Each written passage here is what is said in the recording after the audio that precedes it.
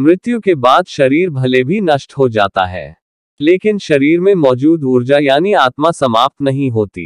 मृत्यु के बाद कुछ समय तक आत्मा को अजीब अनुभव होते हैं, जो उसके लिए कष्टदायी होती है।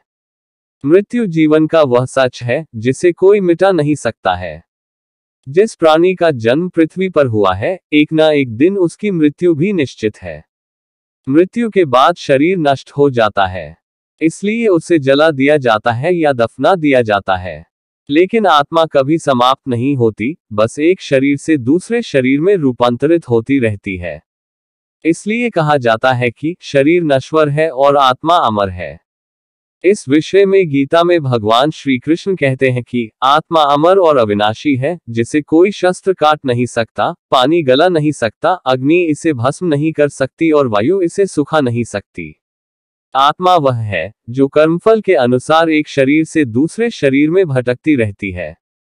लेकिन क्या आप जानते हैं कि जैसे ही किसी की मृत्यु होती है तो 1 घंटे तक आत्मा के साथ कई तरह की अजीबोगरीब घटनाएं भी होती हैं।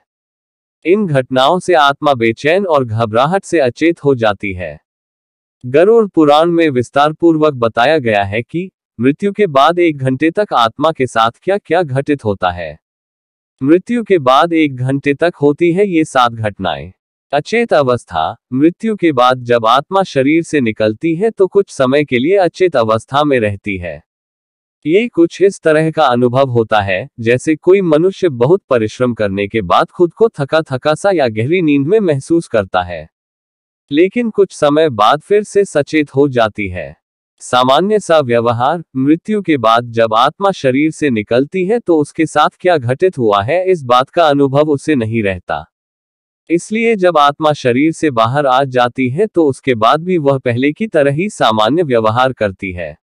बेचैनी और घबराहट। आत्मा को तब बेचैनी और घबराहट होने लगती है जब वह अपने परिजनों को पुकारती है, उनसे कुछ कहना चाहती है, लेकिन कोई उसे देख या सुन नहीं पाता। उसकी आवाज बस उसी तक ही रहती है। ऐसे में आत्मा घबरा जाती है। ऐसा इसलिए होता है क्योंकि व्यक्ति केवल भौतिक चीजों को ही देख पाता और महसूस कर पाता है। सांसारिक माया। आत्मा को शरीर त्यागने में दुख होता है, इसलिए वह अपने सगे संबंधियों से मिलने और बात करने की कोशिश करती है, लेकिन उसकी कोशिश नाकाम होती है। ऐसा इसलिए होता है क्योंकि आत्मा भी सांसारिक मोह माया के जाल में फंसकर शरीर को छोड़ने में दुखी हो जाती है। शरीर में जाने का प्रयास। आत्मा कई सालों तक जिस शरीर में रहती है वह फिर से उसी शरीर में प्रवेश करने का प्रयास करती है, लेकिन यमराज के दूत उसे शरीर में प्रवेश करने से रोकते हैं। शुरुआत में उसके लिए यह मुश्किल होता है, लेकिन धीरे धीरे आत्मा भी यह स्वीकार कर लेती है कि शरीर से बिछड़ने का समय आ गया है। दुख।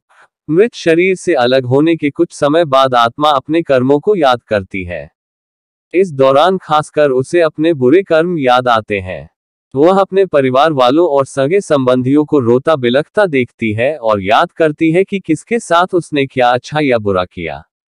इसके बाद आत्मा यमलोक के मार्ग की ओर चल पड़ती है।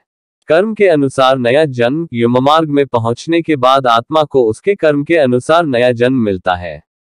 कुछ आत्माओं को तुरंत ही नया जन्म मिल जाता है तो वहीं कुछ आत्मा को इंतजार करना पड़ता है।